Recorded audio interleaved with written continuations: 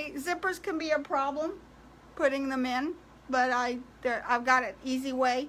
I don't do zippers like anyone else on earth, so I do them very differently, whether it be in a garment or home deck.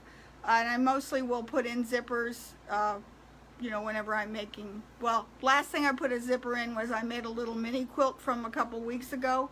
I put a zipper in the back of it, and then just before I put the binding on, and then I unzip it, throw in a bag of, or put a handful of catnip, and then I close it up, and then Lily's supposed to sit where I want her to, and that lasts for about an hour.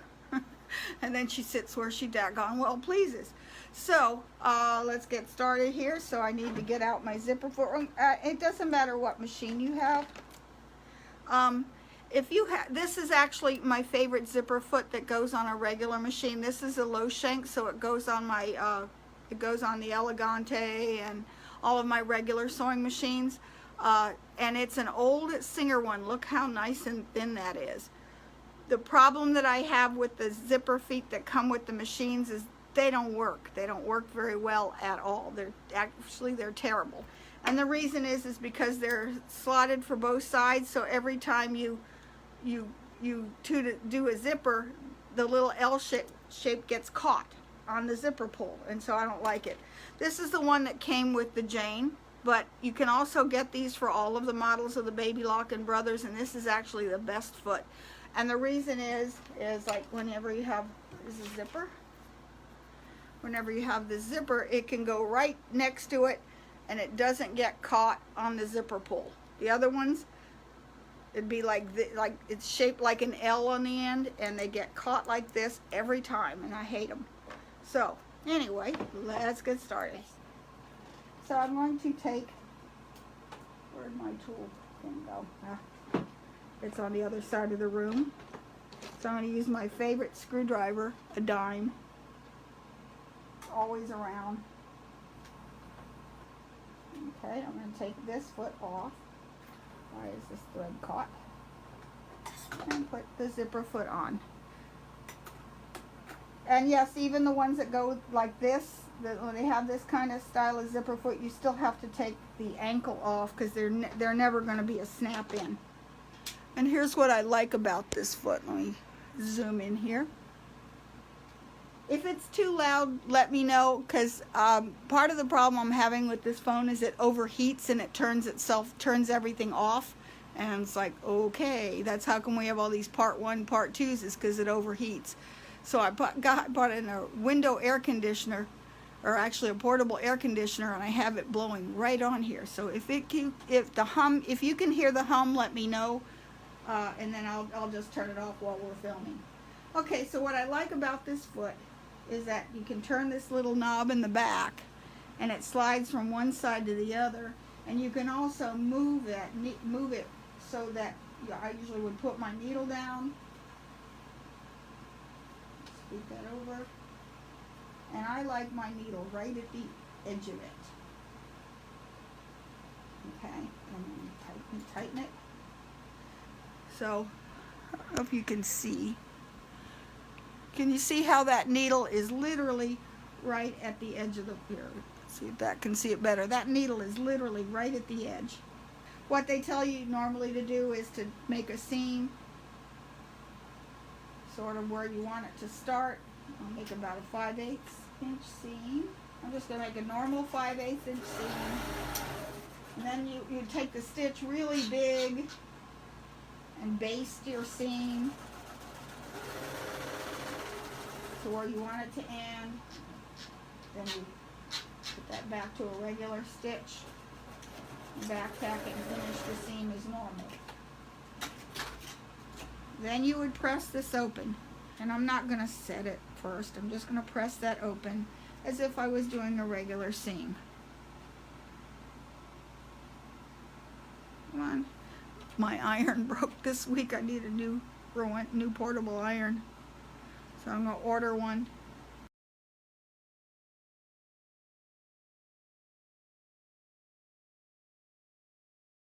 Okay, so, and then we were told to center it here and baste it No, I'm not basting it. What I do, if I'm doing it this way, where the starting and the stopping is important to me. Let's see. I will mark. Here's where I want it to start, and I'm using a friction pen and end it here. Then there's this wonderful stuff that I like. It's called Wonder Tape. Then you just put your Wonder Tape on the back of your fabric, and then take that off, or you can put it on your zipper, either way. Then I peel it off, and it's hard to get started. The easiest way to get this Wonder Tape started is to just perforate it with a pin, and then that should allow you to get it off. There we go.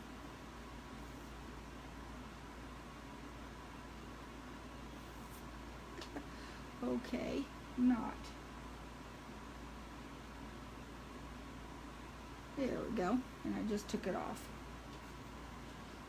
Okay, and then you just set your zipper in place, and I would usually put this below the zipper pull. So here's the zipper pull is right here, and you just center it here, and then you turn this around. Actually, it depends on where you want it to go. I'm just saying this is a center lap zipper. And we'll do another one, which is how I want to do it usually. And I'm just centering the coils right along here. And most of the time I will do a center zipper, and I'll show you how I do an offset zipper, which I will use in a dress or a skirt or pants or something. Or not pants, I put a fly zipper. One of these days we'll do one of those. I'm not taking a whole lot of time. Now, then I can just sew. Now, let's see what happens if glue does any better. Glue stick. And I'm going to just see if this holds just as well. So open that up. Just run the glue along there. And heat set it down.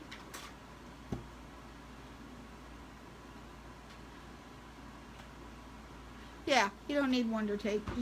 Now, I take that back.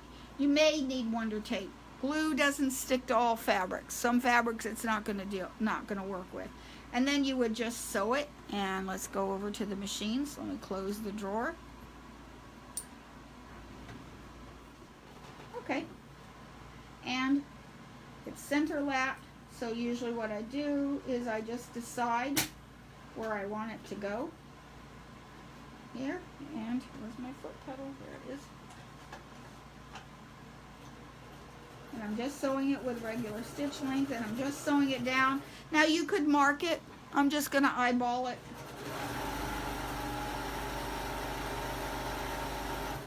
And where's my, well, I would mark where I wanted it to end. Right about there.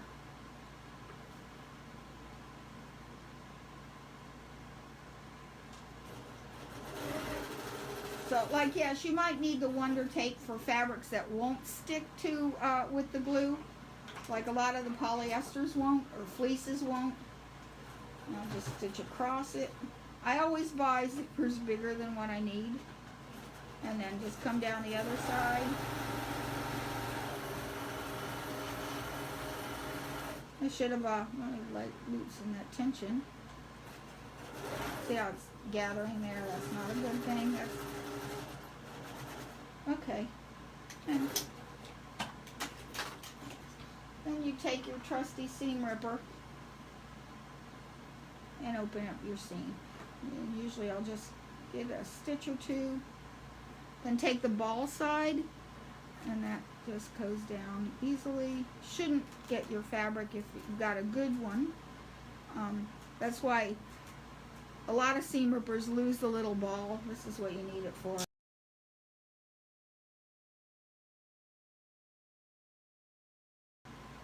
There we go, got it. And so now my zipper works fine and is closed, and it looks decent when it's closed. Okay, let's do another one. How now, like this one, that one was a center zipper. And I'll do another one with an offset zipper. Okay, so this is where I go and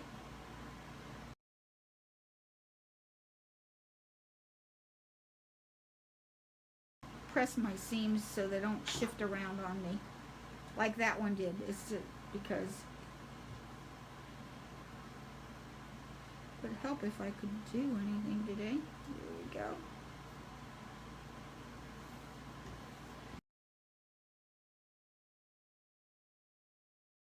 There, and I just heat set that glue down, and I'll do the same thing on this seam.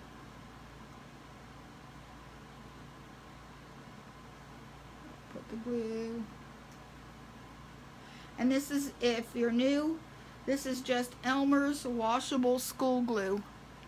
Nothing special about it. You don't have to have the real expensive glue.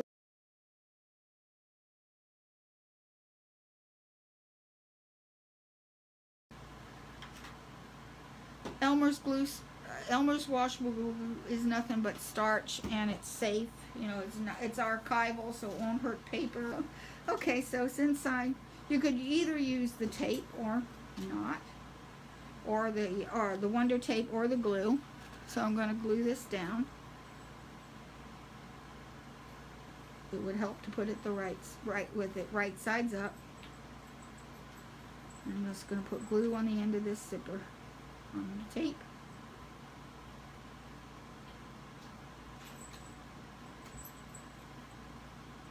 And here she comes. Here comes Lily. Okay, I'm just going to press it down so that it's right along the edge of the teeth. Now this is how I usually do all my handbags. Okay, so now, see, it's just in place. I could heat set it down for safety. Don't use too hot of an iron because you don't want to melt your zipper coil. Okay, and then you can go really close.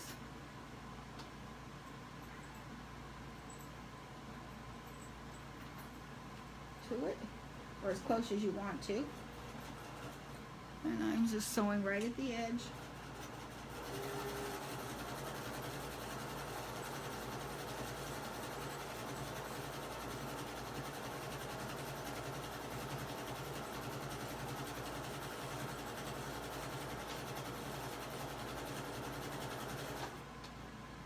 Okay.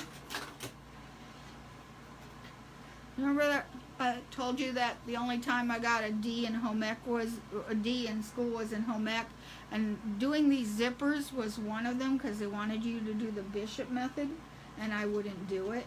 Now we didn't have glue stick back then. I just held it in place. I didn't even, I didn't use pins. I might have put a pin or two, but I didn't. Most time I didn't. I would just hold it in place as I sewed it. Now wasn't quite as a perfectionist in those days. I am more pain in the neck. They didn't have washable school glue either, I don't think. I don't remember. They had paste. I didn't even think to try paste. Ugh, that stuff was nasty. It was in a jar. Remember that stuff? It was horrible. Okay, and then I would just overlap this where I wanted it to go. And you'd start with whatever side you want, and you can overlap it as much as you wanted to. Here. Now what I've now noticed, now that I've got the glue, I can set this in place. And because now I can't see where the zipper pull is or anything, but I can sew it from the back. So if I take this and I literally sew along one of the, because zippers always have these funny weave lines, so if you just sew on a weave line, just pick one that you can see.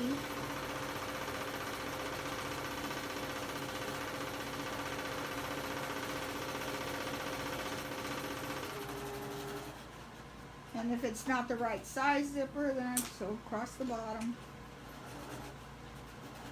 I'll just back stitch. Okay.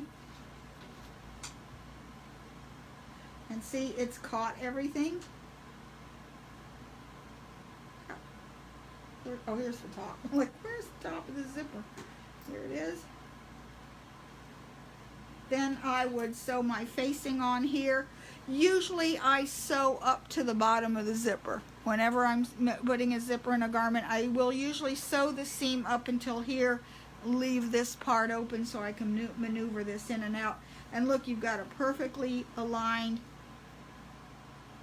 offset zipper that would look absolutely gorgeous in luggage, a pillow, a dress, whatever.